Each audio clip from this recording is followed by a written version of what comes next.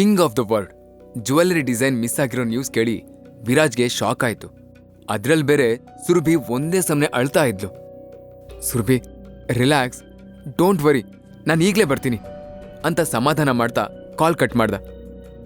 ನಾಳೆ ನಡೆಯೋ ಎಕ್ಸಿಬಿಷನ್ನಲ್ಲಿ ಸುರಭಿ ಪಾರ್ಟಿಸಿಪೇಟ್ ಮಾಡಬಾರ್ದು ಅಂತಾನೆ ಯಾರೋ ಪ್ಲಾನ್ ಮಾಡಿದ್ದಾರೆ. ಇಲ್ಲ ಅಂದ್ರೆ ಎಲ್ಲ ಕಡೆ ಕ್ಯಾಮ್ರಾ ಇದ್ರೂ ಜ್ಯುವೆಲ್ಲರಿ ಮಿಸ್ ಆಗೋಕೆ ಹೇಗೆ ಸಾಧ್ಯ? ಇವನ್ ಕಾರಿಡಾರಲ್ಲೂ ಕೂಡ ಕ್ಯಾಮ್ರಾ ಫಿಕ್ಸ್ ಇದೆ.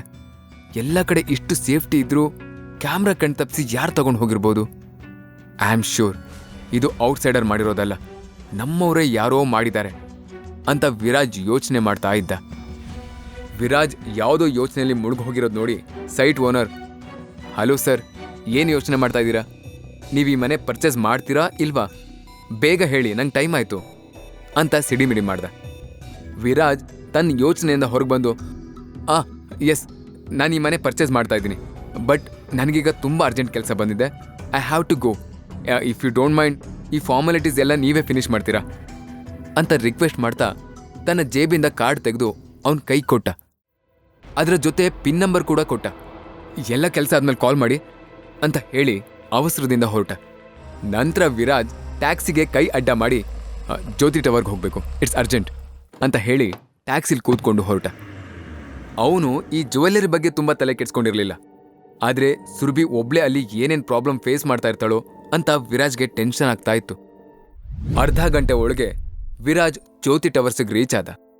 ಸುರಭಿ ಈಗ ಎಲ್ಲಿರ್ತಾಳೆ ಅಂತ ಅವನಿಗೆ ಚೆನ್ನಾಗಿ ಗೊತ್ತಿತ್ತು. ಅದಕ್ಕೆ ಲಿಫ್ಟಿಂದ 23rd ಫ್ಲೋರ್ಗೆ ಹೋದ. ಒಳಗಡೆ ಕಾನ್ಫರೆನ್ಸ್ ಹಾಲಲ್ಲಿ ಜೋರ್ ಮಾತುಗಳು ಕೇಳಿಬರ್ತಾ ಇತ್ತು. 20 ಜನ ಸೀನಿಯರ್ ಎಕ್ಸಿಕ್ಯೂಟಿವ್ ಎಲ್ಲರೂ ಒಂದೇ ಸಮನೆ ಸುರಭಿ ಮೇಲೆ ಕೂಗಾಡ್ತಾ ಇದ್ರು. ನಾಳೆನೇ ಎಕ್ಸಿಬಿಷನ್, ಅದು ಹೇಗೆ ರಾತ್ರೋರಾತ್ರಿ king of the world jewellery miss ಆಗೋಕೆ ಸಾಧ್ಯ? ಸುರಭಿ, ಈ ಪ್ರಾಜೆಕ್ಟ್ ನಿಂದು ತಾನೆ, ಯಾಕಿಷ್ಟು ಇರ್ರೆಸ್ಪಾನ್ಸಿಬಲ್ ಆದೆ? ನಮ್ಮ ಕಂಪ್ನಿ ಈ ಜ್ಯುವೆಲ್ಲರಿ ಬಗ್ಗೆ ತುಂಬ ಪಬ್ಲಿಸಿಟಿ ಕೊಟ್ಟಿದೆ, ಅದಕ್ಕೋಸ್ಕರ ಕೋಟಿಗಟ್ಟಲೆ ಇನ್ವೆಸ್ಟ್ ಮಾಡಿದೀವಿ. ಈಗ ಜ್ಯುವೆಲ್ಲರಿ ಕಾಣಿಸ್ತಾ ಇಲ್ಲ ಅಂದ್ರೆ ಏನರ್ಥ? ಪಬ್ಲಿಕ್ ನಮ್ಮ ಬಗ್ಗೆ ಏನು ಮಾತಾಡ್ಬೋದು? ನಮ್ಮ ಕಂಪ್ನಿ ರೆಪ್ಯುಟೇಷನ್ ಏನಾಗುತ್ತೆ ಅಂತ ಯೋಚನೆ ಮಾಡಿದ್ಯಾ ಅಂತ ಒಬ್ಬ ಸೀನಿಯರ್ ಎಕ್ಸಿಕ್ಯೂಟಿವ್ ಬೈದ. ಏನ್ ಸುರಭಿ ನೀನು, ನಿನ್ನಿಂದ ನಾವು ಇದನ್ನ ಎಕ್ಸ್ಪೆಕ್ಟ್ ಮಾಡಿರ್ಲಿಲ್ಲ. ಆ ಜ್ಯುವೆಲ್ಲರಿ ಬೆಲೆ 10 ಲಕ್ಷ.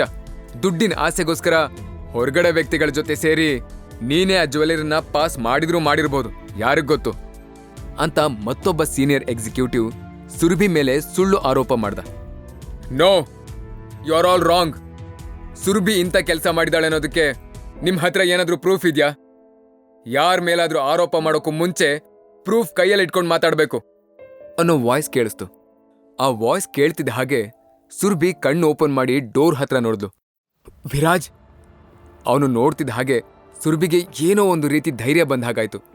ಅವಳು ಓಡ್ ಹೋಗಿ ವಿರಾಜ್ನ ಗಟ್ಟಿಯಾಗಿ ತಪ್ಕೊಂಡ್ಳು. ವೀರ್, ಇದೆಲ್ಲ ಹೇಗಾಯ್ತು ಅಂತ ನನಗೆ ಗೊತ್ತಿಲ್ಲ, ನಾನು ಅಂತ ಹೇಳ್ತಾ ಬಿಕ್ಕಿ ಅಳೋಕ್ ಶುರು ಮಾಡಿದ್ಲು. ಅವಳು ಕಣ್ಣೀರು ನೋಡಿ ವಿರಾಜ್ಗೆ ತುಂಬ ನೋವಾಯ್ತು. ತಕ್ಷಣ ಅವಳನ್ನ ತನ್ನಿಂದ ದೂರ ಸರಿಸಿ ಅವಳು ಕಣ್ಣೀರನ್ನು ಒರೆಸ್ತಾ, ಶ್, ಅಳಬೇಡ, ನನಗೊತ್ತು ಇದರಲ್ಲಿ ನಿನ್ನ ತಪ್ಪಿಲ್ಲ ಅಂತ. I believe you and trust me, ನಾನೆಲ್ಲ ಸರಿ ಮಾಡ್ತೀನಿ ಅಂತ ಹೇಳ್ದ. ಓಹೋ, ಅಸಿಸ್ಟೆಂಟ್ ಸಾಹೇಬ್ರು, ಬನ್ನಿ, ನೀನು ಜ್ಯುವೆಲ್ಲರಿ ತಗೊಂಡು ಓಡ್ ಹೋಗಿ ಎಲ್ಲೋ ಬಚ್ಚಿಟ್ಕೊಂಡು ಕೂತಿದ್ಯಾ ಅನ್ಕೊಂಡೆ ಅಂತ ಭರತ್ ವ್ಯಂಗ್ಯವಾಗಿ ಹೇಳ್ದ. ಇವತ್ತು ಭರತ್ ಮುಖದಲ್ಲಿ ಏನೋ ಒಂದು ರೀತಿ ಖುಷಿ ಕಾಣಿಸ್ತಾ ಇತ್ತು. ಅದನ್ನ ವಿರಾಜ್ ಕೂಡ ಅಬ್ಸರ್ವ್ ಮಾಡ್ದ. ಏನು ಹೇಳಬೇಕು ಅನ್ಕೊಂಡಿದ್ಯೋ ಅದನ್ನ ಡೈರೆಕ್ಟಾಗಿ ಹೇಳು, ಸುತ್ತಿ ಬಳಸಿ ಮಾತಾಡಬೇಡ ಅಂತ ವಿರಾಜ್ ಸಿಟ್ಟಿಂದ ಹೇಳ್ದ. ಇನ್ನೇನು ಹೇಳೋದಿದೆ ಅಸಿಸ್ಟೆಂಟ್ ಸಾಹೇಬ್ರೆ, ಎಲ್ಲ ನೀವೇ ಹೇಳಬೇಕು. ನಾವು ಬೆಳಗ್ಗೆಯಿಂದ ಜ್ಯುವೆಲ್ಲರಿ ಬಗ್ಗೆ ತಲೆ ಕೆಡ್ಸ್ಕೊಂಡಿದ್ದೀವಿ, ಆದರೆ ನೀನು ಮಾತ್ರ ಬೆಳಗ್ಗೆಯಿಂದ ಕಾಣಿಸ್ತಾ ಇಲ್ಲ. ಎಲ್ಲಿ ಹೋಗಿದ್ದೆ ನೀನು? ಈ ಜ್ಯುವೆಲ್ಲರಿ ಮಿಸ್ ಆಗೋದ್ರ ಹಿಂದೆ ನಿನ್ನ ಕೈವಾಡ ಇದೆ ಅಂತ ನನಗನ್ನಿಸ್ತಾ ಇದೆ. ಆ್ಯಂಡ್ ಸುರಭಿಗೆ ಮಾತ್ರ ಆ ಜ್ಯುವೆಲ್ಲರಿ ಇಟ್ಟಿರೋ ಜಾಗ ಗೊತ್ತಿತ್ತು. ನೀನು ಅವಳು ಗಂಡ ಅಂದಮೇಲೆ ಸುರಭಿ ನಿನ್ನ ಹತ್ರ ಎಲ್ಲ ಶೇರ್ ಮಾಡ್ಕೊಂಡಿರ್ತಾಳೆ. ನೀನಂತೂ 10 ಲಕ್ಷ ನಿನ್ನ ಇಡೀ ಲೈಫಲ್ಲಿ ನೋಡಿರೋಕ್ಕೆ ಚಾನ್ಸೇ ಇಲ್ಲ. ಅದಕ್ಕೆ 10 ಲಕ್ಷ ಸಿಗುತ್ತೆ ಅಂತ ನೀನೇ ಆ ಜ್ಯುವೆಲ್ಲರಿನ ಪಾಸ್ ಮಾಡಿದ್ಯಾ ಅಂತ ನನಗೆ ಡೌಟ್ ಆಗ್ತಾ ಇದೆ. ಎಸ್, ಭರತ್ ಹೇಳ್ತಾ ಇರೋದು ಸರಿಯಾಗೇ ಇದೆ. ಒಬ್ಬ ಮಾಮೂಲು ಎಂಪ್ಲಾಯಿ ಕೈಗೆ ಇಷ್ಟು ದೊಡ್ಡ ಜಾಬ್ ಕೊಟ್ರೆ ಹೀಗೆ ಆಗೋದು. ಹಣದ ಆಸೆಯಿಂದ ಆ ಜ್ಯುವೆಲ್ಲರಿನ ಸೇಲ್ ಮಾಡಿದ್ದಾರೆ ಅಂತ ಎಲ್ಲರೂ ಒಂದೊಂದು ರೀತಿ ಮಾತಾಡೋಕೆ ಶುರು ಮಾಡಿದ್ರು. ನೋಡ್ ಸುರಭಿ, ಕೊನೆ ಸಲ ನೀನೇ ಆ ಜ್ಯುವೆಲ್ಲರಿನ ನೋಡಿರೋದು. ಹಾಗೆ ಇವತ್ತು ಜ್ಯುವೆಲ್ಲರಿ ಮಿಸ್ ಆಗಿದೆ ಅಂತ ಹೇಳಿದ್ದೂ ನೀನೆ. ಸೊ ನಿಮಗೆಲ್ಲ ಕ್ಲಿಯರ್ ಪಿಕ್ಚರ್ ಸಿಕ್ಕಿದೆ ಅನ್ಕೊಳ್ತೀನಿ. ನಾವು ಸುರಭಿ ಮೇಲೆ ಕಂಪ್ಲೇಂಟ್ ಫೈಲ್ ಮಾಡೋದು ಬೆಟರ್ ಅಂತ ಭರತ್ ಹೇಳಿದಾಗ ಸಂಯುಕ್ತ ಕೂಡ ಹ್ಞೂ ಅಂದ್ಲು. ಇಷ್ಟೋ ತನಕ ಎಲ್ಲರ ಮಾತು ಕೇಳಿಸ್ಕೊಳ್ತಾ ಇದ್ದ ಹೇಮಂತ್, ನೋ ಮಿಸ್ಟರ್ ಭರತ್, ಅದರ ಅವಶ್ಯಕತೆ ಇಲ್ಲ. ಬಿಕಾಸ್ ನೀವು ಸುರಭಿ ಮೇಲಿರೋ ಸಿಟ್ಟಿಂದ ಕಂಪ್ಲೇಂಟ್ ಮಾಡಿದರೆ ನಮ್ಮ ಕಂಪ್ನಿ ನೇಮ್ ಹಾಳಾಗತ್ತೆ. ಎಲ್ಲರೂ ನಮ್ಮ ಕಂಪ್ನಿ ಬಗ್ಗೆ ನೆಗೆಟಿವ್ ಆಗಿ ಮಾತಾಡ್ಕೊಳ್ತಾರೆ. ಈ ಪ್ರಾಬ್ಲಮ್ ಇಲ್ಲೇ ಸಾಲ್ವ್ ಆಗಬೇಕು ಅಂತ ಸೀರಿಯಸ್ ಆಗಿ ಹೇಳ್ದ. ವಾಟ್ ಸುರಭಿ, ನಾಳೆ ಎಕ್ಸಿಬಿಷನಲ್ಲಿ ಪ್ರೆಸೆಂಟ್ ಮಾಡೋ ಕಿಂಗ್ ಆಫ್ ದ ವರ್ಲ್ಡ್ ಬಗ್ಗೆ ನಮ್ಮ ಕಂಪ್ನಿ ಎಷ್ಟು ಪಬ್ಲಿಸಿಟಿ ಮಾಡಿದೆ ಅಂತ ನಿನಗೂ ಗೊತ್ತು ತಾನೆ. ನಾಳೆ ನಾವೆಲ್ಲ ಅವ್ರಿಗೆ ಏನಂತ ಉತ್ತರ ಕೊಡೋದು? ಆ್ಯಂಡ್ ನೀನು ಒಂದು ವಿಷಯ ಮರ್ತಿದ್ಯಾ ಅನ್ಸುತ್ತೆ. ಕಾಂಪಿಟೇಷನಲ್ಲಿ ಪಾರ್ಟಿಸಿಪೇಟ್ ಮಾಡಿ ವಿನ್ ಆದರೆ ಮಾತ್ರ ಈ ಕಂಪ್ನಿಲಿ ನಿನಗೆ ಚೀಫ್ ಡಿಸೈನಿಂಗ್ ಆಫೀಸರ್ ಪೋಸ್ಟ್ ಸಿಗುತ್ತೆ, ಇಲ್ಲ ಅಂದರೆ ಅದೂ ಇಲ್ಲ ಅಂತ ಭರತ್ ವ್ಯಂಗ್ಯವಾಗಿ ಸ್ಮೈಲ್ ಮಾಡ್ತಾ ಹೇಳ್ದ. ಅವನ ಮಾತು ಕೇಳಿ ಸುರಭಿಗೆ ತುಂಬ ಸಿಟ್ಟು ಬಂತು. ಆದರೆ ತನ್ನ ತುಟಿ ಕಚ್ಚಿ ಸುಮ್ಮನೆ ನಿಂತಿದ್ಲು. ಬಿಕಾಸ್ ಅವಳು ಈ ಕಂಪ್ನಿಗೆ ಜೂನಿಯರ್ ಎಂಪ್ಲಾಯ್ ಆಗಿದ್ಲು. ತನ್ನ ಟ್ಯಾಲೆಂಟನ್ನು ಎಲ್ರಿಗೂ ತೋರಿಸ್ಬೇಕು ಅಂತ ಹಗಲು ರಾತ್ರಿ ಕಷ್ಟಪಟ್ಟು ಪ್ರಾಜೆಕ್ಟ್ ರೆಡಿ ಮಾಡಿದ್ಲು. ಆದರೆ ಇವತ್ತು ಅವಳ ಶ್ರಮ ಎಲ್ಲ ಮಣ್ಪಾಲಾಗಿತ್ತು. ಅದ್ರ ಜೊತೆಗೆ ಕಳ್ಳಿ ಅನ್ನೋ ಪಟ್ಟ ಬೇರೆ. ಅವಳು ಕಷ್ಟಪಟ್ಟು ಡಿಸೈನ್ ಮಾಡಿರೋ ಜ್ಯುವೆಲರಿ ಮಿಸ್ ಆಗಿರೋ ನೋವು ಒಂದ್ ಕಡೆ ಆದ್ರೆ, ಎಲ್ಲರೂ ಅವಳನ್ನೇ ಕಳ್ಳಿ ಅನ್ನೋ ದೃಷ್ಟಿಲಿ ನೋಡ್ತಾ ಇರೋದು ಅವಳಿಗೆ ತುಂಬಾ ಹಿಂಸೆ ಕೊಡ್ತಾ ಇತ್ತು. ಅವಳು ಇಡೀ ಲೈಫಲ್ಲೇ ಇಷ್ಟೊಂದು ಅವಮಾನ ನೋವನ್ನ ಫೇಸ್ ಮಾಡಿರ್ಲಿಲ್ಲ. ಈ ಸಿಚುವೇಶನ್ ಇಂದ ಹೇಗ್ ಪಾರೋಗೋದು ಅಂತ ಅವಳಿಗೆ ಗೊತ್ತಾಗ್ತಾ ಇರ್ಲಿಲ್ಲ.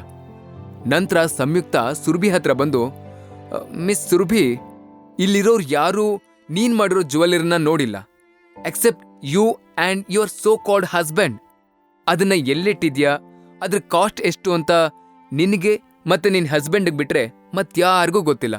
ಮೋಸ್ಟ್ಲಿ ನೀನ್ ಮಾಡಿರೋ ಜ್ಯುವೆಲರಿ ಒಳ್ಳೆ ಕ್ವಾಲಿಟಿ ಕೊಡ್ತಾ ಇರಲಿಲ್ಲ ಅನ್ಸುತ್ತೆ, ಅದಕ್ಕೆ ನೀನೇ ಅದನ್ನ ಡೆಸ್ಟ್ರಾಯ್ ಮಾಡ್ದೆ ಅಂತ ಮತ್ತೊಂದು ಆರೋಪ ಮಾಡಿದ್ಲು. Shut up Samyuktha, king of the world ಜ್ಯುವೆಲರಿನ ರೆಡಿ ಮಾಡೋಕೆ ನಾನು ನನ್ನ ಗಂಡ ಎಷ್ಟು ಕಷ್ಟಪಟ್ಟಿದ್ದೀವಂತ ನಮಗ್ ಮಾತ್ರ ಗೊತ್ತು. ನಾವು ಮಾಡಿರೋ ಜ್ಯುವೆಲರಿ ಬೆಸ್ಟ್ ಕ್ವಾಲಿಟಿದು ಅಂತ ಹೆಮ್ಮೆಯಿಂದ ಹೇಳ್ತೀನಿ. Don't talk about my work ಅಂತ ಸುರಭಿ ಕೂಗಿದ್ಲು. ಸಾಕ್ ಸುಮ್ನೀರು, ನೀನ್ ಹೇಳೋದ್ರಿಂದ ಏನೂ ಪ್ರೂವ್ ಆಗಲ್ಲ. ಎಲ್ರೂ ಅದನ್ನ ಕಣ್ಣಾರೆ ನೋಡಿದ್ರೆ ಮಾತ್ರ ಗೊತ್ತಾಗೋದು ಅದೆಷ್ಟು ಬೆಸ್ಟ್ ಅಂತ. ನೀನ್ ಮಾಡಿರೋ ಜ್ಯುವೆಲರಿ ನೀಟಾಗಿ ಫಿನಿಶ್ ಆಗಿಲ್ಲ, ಅದಕ್ಕೆ ನೀನೇ ಅದನ್ನ ಡೆಸ್ಟ್ರಾಯ್ ಮಾಡಿದ್ಯಾ. ಈಗಿಲ್ಲಿ ಎಲ್ರೂ ಮುಂದೆ ಮೊಸಳೆ ಕಣ್ಣೀರ್ ಹಾಕ್ತಾ ಎಲ್ರಿಗೂ ಮೋಸ ಮಾಡ್ತಾ ಇದ್ಯಾ ಅಂದ್ಲು ಸಂಯುಕ್ತ. ವಿರಾಜ್ ಉಕ್ಕಿ ಬರ್ತಾರೋ ಕೋಪನ ನುಂಗ್ಕೊಳ್ತಾ, don't talk about my wife miss Samyuktha ಅಂತ ಹೇಳ್ತಾ ಒಂದು ಕ್ಷಣ ಅವಳ ಕಣ್ಣನ್ನೇ ನೋಡ್ದ. ಆಗ ರಾಹುಲ್ ದೊಡ್ಡ ವಯಸ್ಸಲ್ಲಿ, ಲುಕ್ ಎವ್ರಿವನ್, ಮೋಸ ಮಾಡೋರು ಸುಳ್ಳು ಹೇಳೋರು ನಮ್ಮ ಕಂಪ್ನಿ ಎಂಪ್ಲಾಯಿ ಆಗೋಕೆ ಲಾಯಕ್ಕಿಲ್ಲ. ಸೊ ಮಿಸ್ ಸುರಭಿ ಅಂಡ್ ವಿರಾಜ್ನ ಜಾಬಿಂದ ಡಿಸ್ಮಿಸ್ ಮಾಡಬೇಕು ಅಂತ ಹೇಳ್ದ. ಕೇವಲ ಪಾಕೆಟ್ ಎಫ್ಎಂ ನಲ್ಲಿ ಈಗಲೇ ಡೌನ್ಲೋಡ್ ಮಾಡಿ ಹಾಗೂ ಕೇಳಿ ವಿರಾಜ್ನ ಅದ್ಭುತ ಕತೆ ವೀರಮಾಣಿಕ್ಯ. ಲಿಂಕ್ ಡಿಸ್ಕ್ರಿಪ್ಷನ್ ನಲ್ಲಿ ಇದೆ.